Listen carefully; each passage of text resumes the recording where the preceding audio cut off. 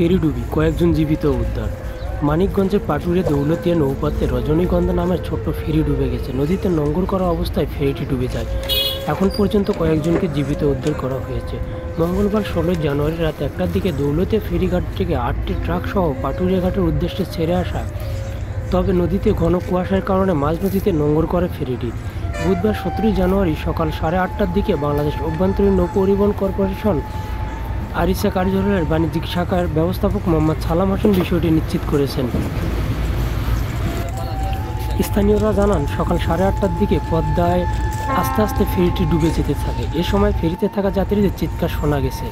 Police ও fire service জানায়, ঘন কুয়াশার কারণে মঙ্গলবার 16 জানুয়ারি দিনগত রাত 2টা পাটুরিয়া ও দৌলতিয়া আরিচা কাজিরহাট ও ধাওয়াপাড়া নজিরগঞ্জ নৌ রুটে ফেরি চলাচল বন্ধ রয়েছে, যা বুধবার সকালেও চালু হয়নি। এমন অবস্থায় পাটুরিয়া 5 নং ঘাটের কাছাকাছি অবস্থা থাকা ফেরি পদ্মা নদীতে ডুবে যায়।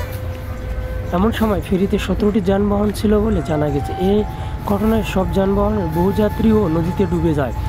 তাদের উদ্ধারে নৌ পুলিশ, ফায়ার সার্ভিসের সঙ্গে কাজ শুরু করেছে স্থানীয়রা। এখন পর্যন্ত হতাহতের কোনো খবর পাওয়া যায়নি।